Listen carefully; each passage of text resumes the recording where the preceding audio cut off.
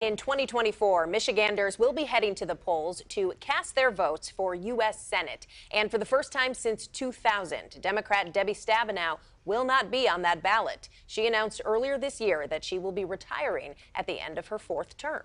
Two Republicans have entered the race, Nikki Snyder and Michael Hoover. On the Democratic field side includes U.S. Representative Alyssa Slotkin, businessman Nasser Beydoun, as well as attorney Zach Burns and former state rep Leslie Lowe. All have joined us right here on CBS News Detroit at 5 to discuss their campaign. And today, another name gets added to that list. That is Pamela Pugh, current president of the State Board of Education and longtime public health official in Saginaw County and Flint. Thanks for being here, Pamela. Thank you both for having me. So let's get started with why run for the U.S. Senate and why now? People in Michigan need a proven fighter. We are in an inflection point in this country, and I have proven to be a fighter for the people. Whether we're talking about me serving as the chief public health advisor in the city of Flint during one of the most horrific man-made crises known to this country, or whether it's me being elected statewide to serve on the State Board of Education and serving as the president of the State Board of Education at a time when education has been politicized by extremists. And that has shown me to the people of this great state and shown me to be a fighter for them as well as their issues and their values. And knowing the needs and the issues as well as the struggles of the people across this great state. I get to travel this state and have had an opportunity to meet with people from across in rural communities as well as our urban communities and everything in between.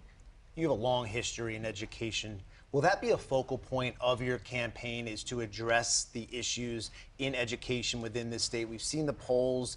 Kids in this state are not doing so well compared to other states around the country.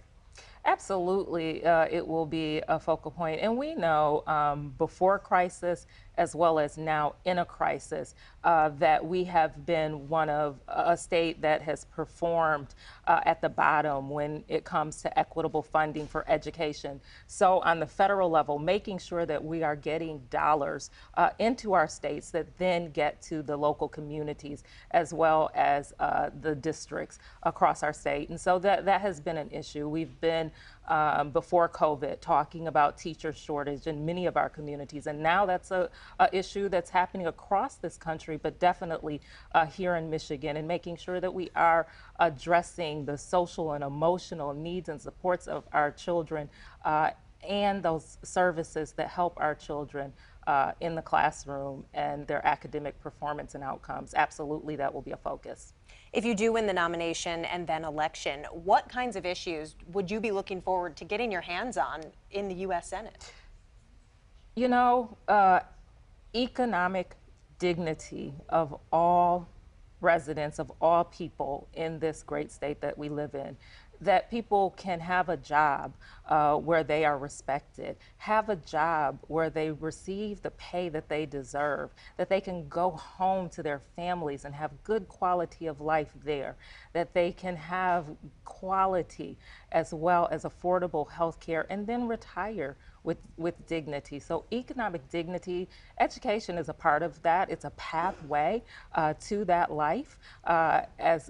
So those would be my focus areas. A lot has been made of the red flag laws and gun reform. Whitmer signed a bill yesterday. How much will that be a focus for you as far as continuing to address this issue, what we have seen so far? You know, gun violence is a public health crisis. And so just as I've addressed public health crises in Flint and elsewhere, I would definitely have this, continue to have this in the forefront of any platform that I would put forward. And we know that our children have to be safe. And all of the bill packages as well that the previous bill package as well as the red flag law will be critical to the safety of our children. So absolutely, this public health crisis would be an issue that I would take on. A pretty specific issue. The conversation on artificial intelligence has grown louder in Washington, and it's likely going to be a huge conversation throughout the election, approaching the 2024 election. What do you think you could bring to that conversation in Washington when it comes to deciding how to regulate this extremely powerful force? Right. That is one of the projections that I often quote, and one is that Amazon, by the year 2030, will have more robots working at their company than people. And so we know when it comes to education, we have to have an education system in this country that can meet the needs of the future. And so again, from the federal government side is making sure that we have the resources in place that are getting to the local communities that can prepare our children for the world of tomorrow. Well, Pamela, thank you so much for coming in Thank you. tonight. Best of luck Thank you. with your run here. Thank you.